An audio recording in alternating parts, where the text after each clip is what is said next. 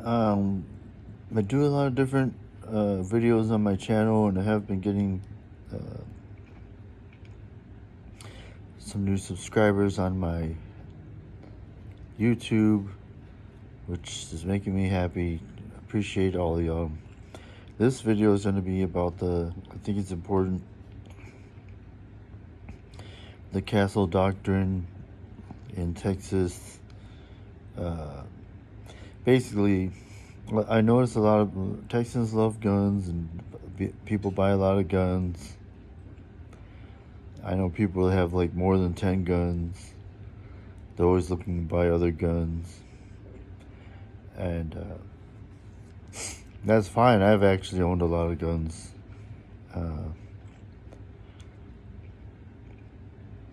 But a lot of them think, you can shoot someone for coming in your yard, or, basically, it's kind of, if you feel your life is in danger, you have a right to defend yourself. You have your own right to defend yourself. But then if it's in the wrong situation, you will have to go to trial. And like a saying is, are you going to let 12 people that couldn't get out of jury duty decide your fate? Now, there's another side deal of that. I talked to this other person, and they like to go to jury duty because they want someone to make the right decisions. And I see it. But to me, I never really would like to go to jury duty because who am I to judge someone else, But anyways, getting back to the castle law. Basically, they have to be in your house, breaking in your house or in your house, threatening you.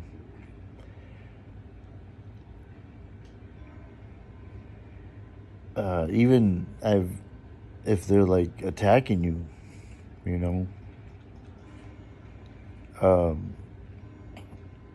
they can't. It's kind of weird because say someone was staying with you and you tell them get out, and they don't leave, and you shoot them, you'd be in trouble because the law sees it as, and I'm not a lawyer or nothing, I just, from my experience, that person lived there, so they have a certain time to get out. Supposedly, you can't just throw them out. You might have to go get an eviction thing.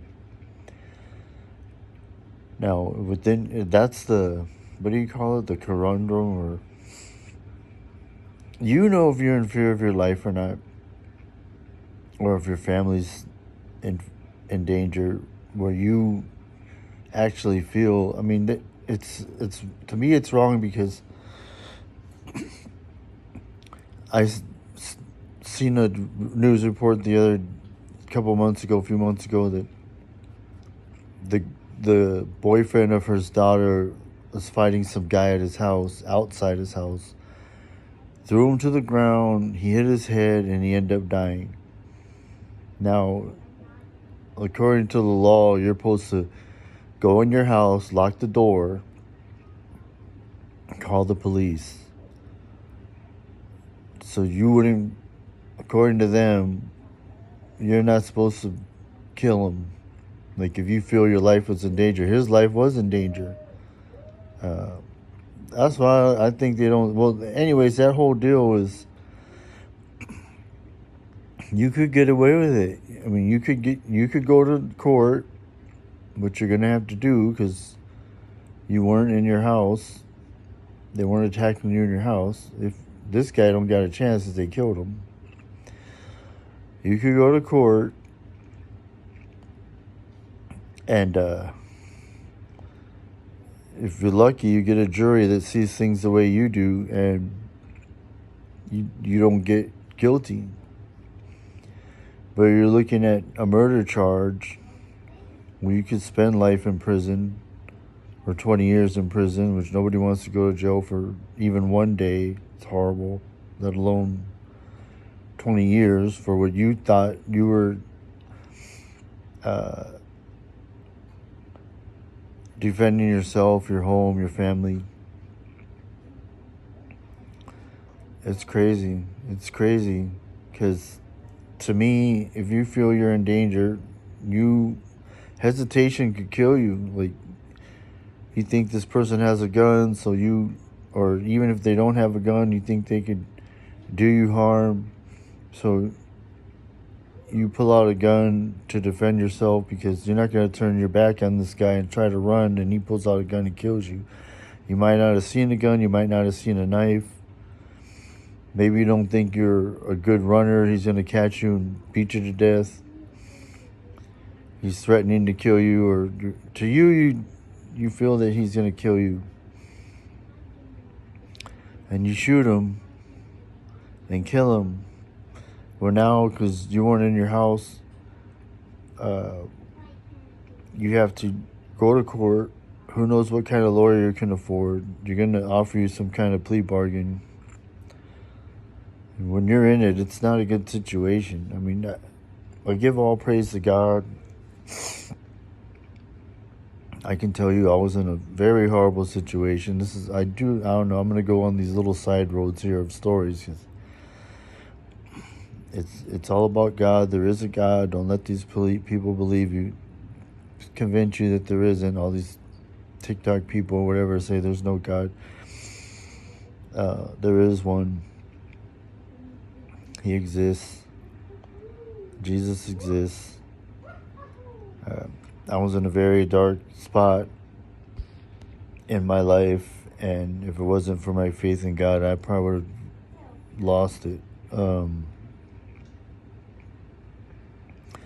If I get more subscribers, I will share that story, but what I'm trying to get across now is that there's a guy, I believe it was in Austin. I wish I knew how to load his deal on here. Right when they first got the castle doctrine, some people were robbing his neighbor's house, not his house, his neighbor's house. And he called the police, and I'll try to fast forward this. You could actually hear the police sirens in the background. They're on the way, and the guy on the phone was telling him, don't do it, don't go out there and do anything. And he says, no, they're going to get away. They were loading stuff in the car from his neighbor's house. Not his house, the neighbor's house. So he went out there. He ends up killing both of them. So anyways, he goes to trial. Now, this is what I found out in my experience. When you get indicted or whatever, or a case comes before the court, it's kind of not good because when the indictment jury, these are people that say, hey, I think there's enough evidence to get this guy to go to trial. They only hear the bad part. They only hear, hey, this guy shot 2 men and they weren't at his house. And then they make their decision. So whatever your case is, they're only going to hear the bad part of it. They're not going to hear the good part of it. So this guy had money. He hired a good lawyer.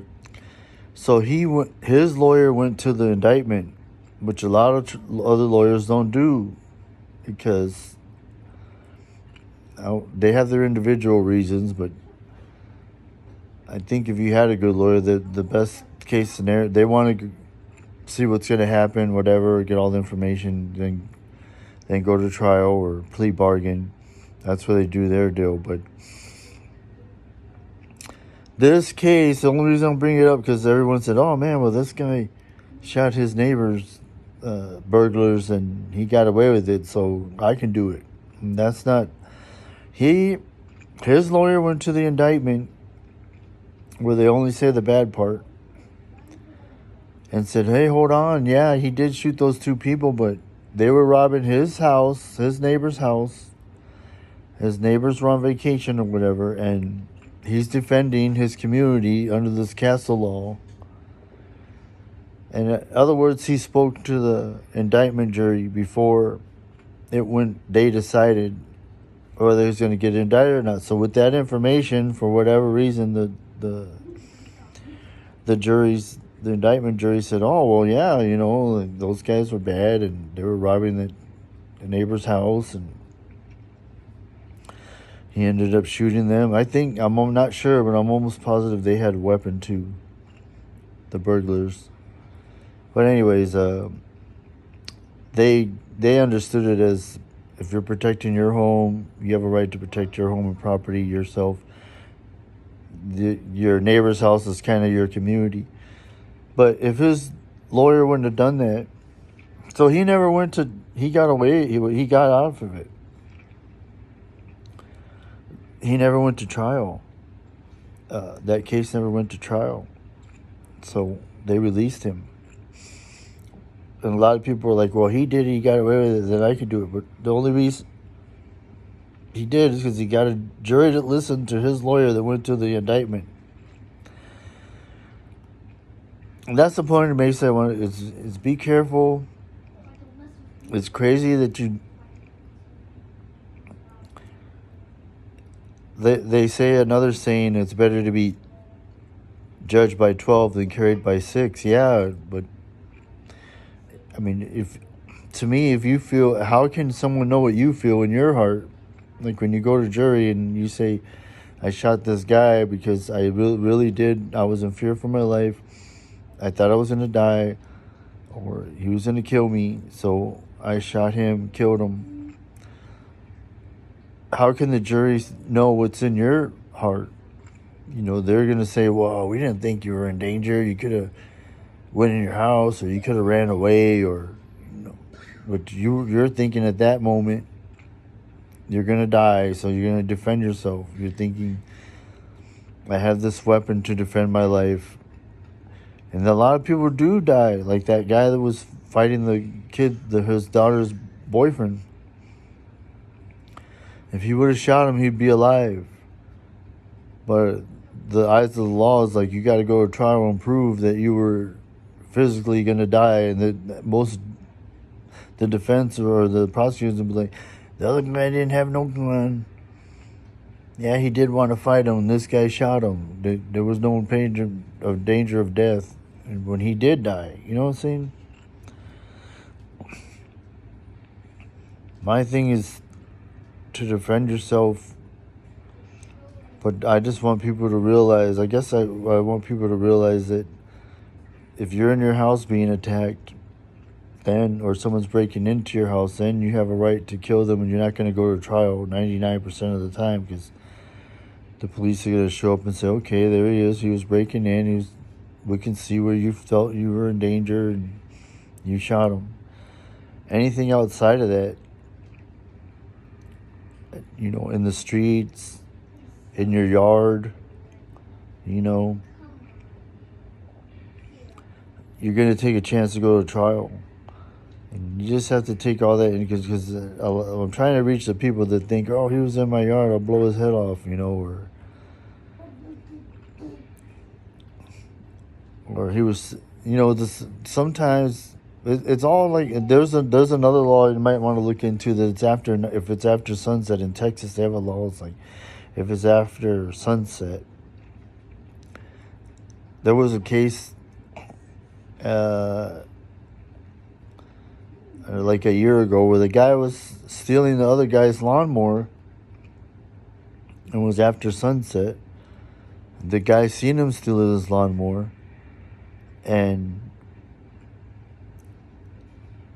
he took off running and got into his car and was leaving, and the guy from the house that he was robbing from shot at him, killed him. The guy wrecked down the street into a tree or something, but he was dead. That guy didn't go to jail. The homeowner did not go to jail, and he was shooting at someone that was fleeing his home from stealing his lawnmower, and he didn't go to jail.